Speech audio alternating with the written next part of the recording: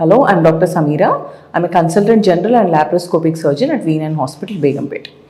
So, ఇప్పుడు మనం patient awareness సిరీస్లో మాట్లాడబోయే టాపిక్ పైల్స్ అంటే కామన్ టర్మినాలజీలో వాడే టర్మ్ అది.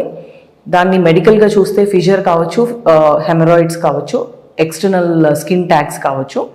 వీటికి లేజర్ ట్రీట్మెంట్ వల్ల ఉండే అడ్వాంటేజెస్ ఏంటి, దానిలో వచ్చే కాంప్లికేషన్స్ ఏంటి.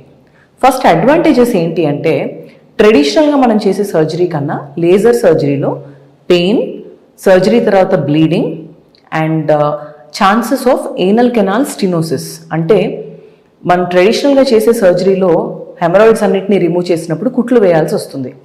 సో ఈ కుట్ల వల్ల ఒక్కొక్కసారి మోషన్ వచ్చే దారి మూసుకుని పోవడము, ఫ్యూచర్లో స్టూల్ పాస్ చేయడానికి డిఫికల్టీ ఉండడము, అది స్టినోసిస్లోకి వెళ్ళి తర్వాత మేజర్ సర్జరీ అవసరం పడటము, ఇలా కొన్నిసార్లు చూస్తుండేవాళ్ళం. ఆ ప్రాబ్లమ్స్ అన్ని మనం లేజర్ ట్రీట్మెంట్తో అవాయిడ్ చేయొచ్చు.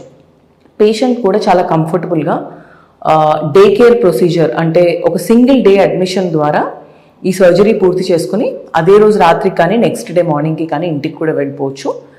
ఎర్లీగా వర్క్కి రెజ్యూమ్ అయిపోవచ్చు. 3 to 4 డేస్లో ఎవరి పని వాళ్ళు చేసుకోవచ్చు. సర్జరీ తర్వాత డిస్కంఫర్ట్ కానీ పెయిన్, బ్లీడింగ్ ఇవన్నీ చాలా తక్కువగా ఉంటాయి. So all the problems that ఈ హెమరాయిడ్స్ ఓపెన్ సర్జరీలో మనం ఫేస్ చేసే ప్రాబ్లమ్స్ అన్నిటినీ రెక్టిఫై చేసేది ఇప్పుడు లేటెస్ట్గా వచ్చిన లేజర్ సర్జరీ. సో ఈ లేజర్ అనేది ఫోకస్డ్ ఎనర్జీ అవడం వల్ల ఎక్కడైతే మనం ఎనర్జీని డెలివర్ చేయాలనుకుంటామో అక్కడ మాత్రమే అది టిష్యూని బర్న్ చేసి చుట్టుపక్కల ఉండే నార్మల్ టిష్యూని ఎఫెక్ట్ చేయకపోవడం అనేది దీని స్పెషాలిటీ. సో దీనివల్ల ఎనర్జీని చాలా ఫోకస్డ్గా we can deliver only to the diseased tissue.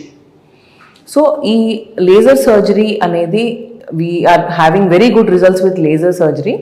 So do avail our services. తక్కువ కాస్ట్కి చేస్తున్నాము. So laser hemorrhoid surgery is a very safe, effective and very comfortable surgery to undergo. భయపడకుండా హెమరాయిడ్స్ ఉన్నా, fissures ఉన్నా తప్పనిసరిగా get yourself checked and avail our services at V9 Hospital, Begumpet. Thank you.